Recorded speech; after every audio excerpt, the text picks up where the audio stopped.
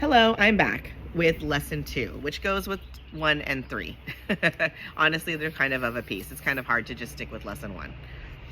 So lesson 2, I have given everything I see in this room, on this street, from this window, in this place, all the meaning that it has for me. The exercises with this idea are the same as those for the first one. Begin with the things that are near you and apply the idea to whatever your glance rests on. Then increase the range outward. Turn your head so you include whatever is on either side.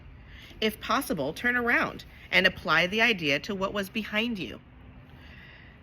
Remain as indiscriminate as possible in selecting subjects for its application. Do not concentrate on anything in particular, and do not attempt to include everything you see in a given area, or you will introduce strain. Merely glance easily and fairly quickly around you, trying to avoid selection by size, brightness, color, material, or relative importance to you. Take the subjects simply as you see them. Try to apply the exercise with equal ease to a body, or a button, a fly on the floor, an arm, or an apple. The sole criterion for applying the idea to anything is merely that your eyes have lighted on it. Make no attempt to include anything particular, but be sure that nothing is specifically excluded. All right, everyone. So here we are at lesson 2 of A Course in Miracles, and here you are in the Miracle Makers Club. Congratulations, welcome. I'm Michelle Crawford, and we just went through lesson 1 a lesson ago, and here we are at lesson 2. Possibly this is your first introduction to it, and you're like, oh, it's a bunch of gibberish, but probably not, because if you're even bothering to be here, that means you're interested. So let's get to it. The thing that is most important from the book's perspective about what you should be learning here is that you should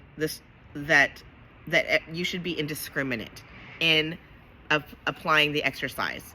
Again, like the first lesson, if you watched that one and heard that one, the idea is that you not choose. I like here how it says, remain as indiscriminate as possible in selecting subjects for its application. Do not concentrate on anything in particular.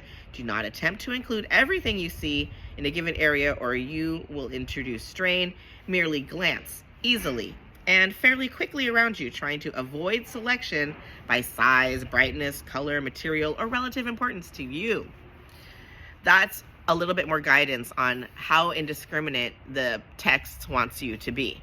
So the lesson, as far as the text is concerned, is be indiscriminate in applying the exercise, that you have given everything you see in the room all the meaning that it has for you.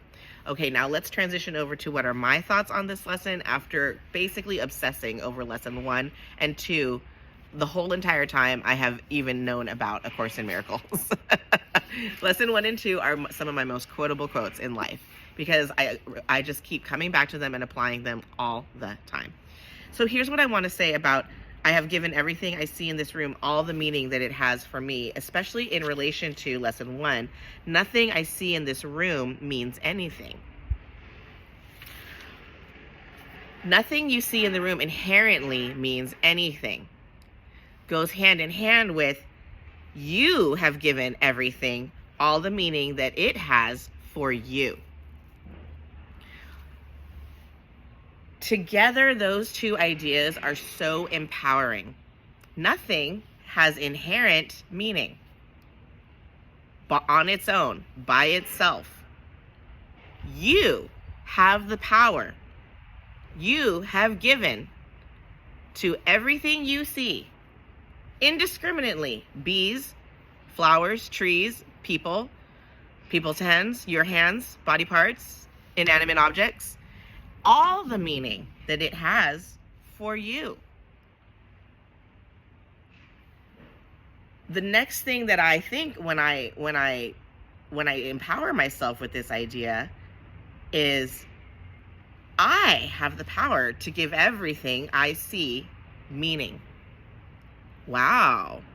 Embracing the reality of that is positive in my opinion. and empowering. Let's leave it there. Join me for lesson 3, another aspect where the book focuses on indiscriminate application, but I will give you my opinion. Catch me there. Thanks for joining.